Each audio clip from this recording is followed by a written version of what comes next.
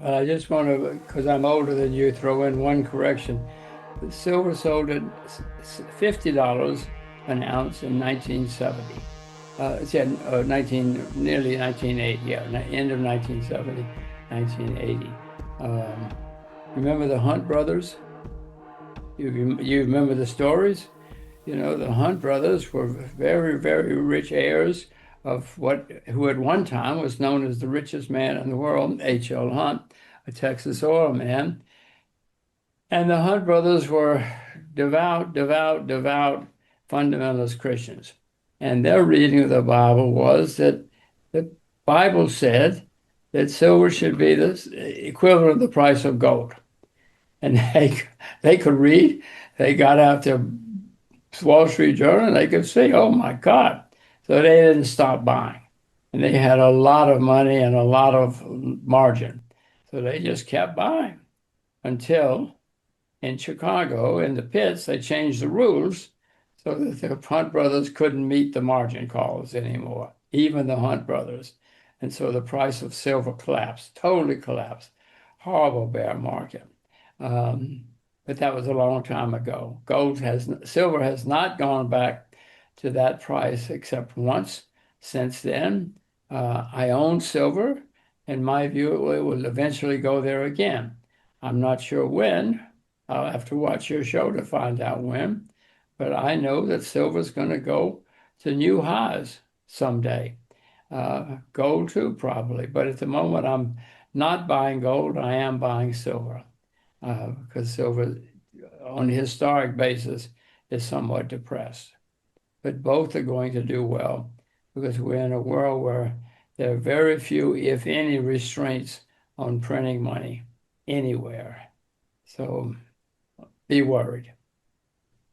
Well, most paper money in 2026, 2027 are going to be under duress because there are no restraints anymore.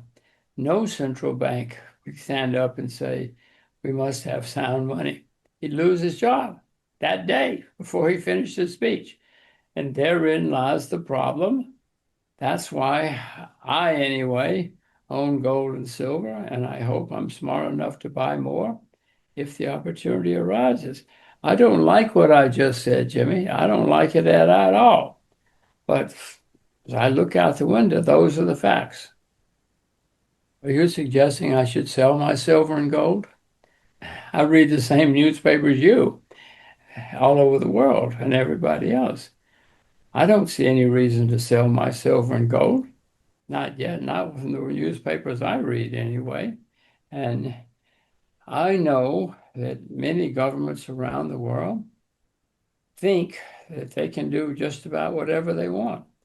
I mean, you look at what's happening in Washington or the middle, I mean, you pick the place. They all think everything is okay. If you read Washington, they will tell you, don't worry about anything. We've got more guns than we need, and we can do whatever we want. And as long as they think they can do whatever they want, I get very worried, especially since I see the state of the world. A lot of people have a lot of guns now, and a lot of people have huge debts now.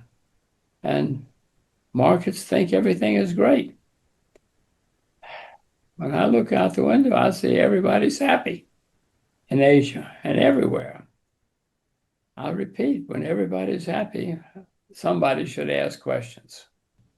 Well, all these signs of weakness sometimes are considered bullish. I mean, if everything is bad, it can only get better. And so we should all pile in and buy. I am not of that persuasion. I am not piling in and buying. No, no, no. I see markets around the world, many of them at all-time highs. And to repeat, when everybody's happy, in my view, somebody should at least ask questions. And I only know one or two markets that aren't wildly high right now. You mentioned China. I will also mention Uzbekistan, where I do own shares and where I bought more recently. But most markets around the world have been going up since 2009. Jim, that's 16 years. That's a long time. That's the longest in American history. So maybe it's going to go on forever. Mr. Trump will tell you, don't worry, he's got everything under control. When Mr. Trump tells me not to worry, I worry even more. So I hope it's going to go on forever, but I doubt it. It never has. So let me ask you about that, or let me push back a little bit because maybe it is different this time because both the governments and the Fed or the central banks around the world just continue to pump money into the system. And every time something happens, like we saw back in 2022, 23, we saw a problem with the regional banks in the US. Silicon Valley Bank and two or three others all collapsed, but yet the Fed comes in right away and they just pump billions or trillions of dollars into the system and everything's fine. Do you think this is just going to keep going on? And so this market maybe never pulls back, or anytime we see this pullback like we saw in April, May, it's just a huge opportunity to buy it. Well, you said maybe that means it's different this time. No, they always have done that. Central banks around the world, as long as I've been in the business, all they know is print more money, pump more money into the system, bail out the system, save my job, save my job. They don't care about the system. They care about saving their jobs. And that's what they're doing again. In my experience, that's not different. That's what they've been doing since the beginning of time, since the beginning of central banks, I should say. Well, Jimmy, let's say they continue to do this, and they will tell you that it's different. We have the system under control now. Don't worry, everything is okay now, and it's different now. And if they say that, which they will say, if they haven't already, my answer to you is get very, very worried because I know, I mean, I've been to this movie before. I know this movie, how it ends. And I know it's always ended badly, always. And I know it's going to end badly again. My problem is, I mean, I have to watch your show to find out when, but I know it's going to end. You tell us when, and we'll all act.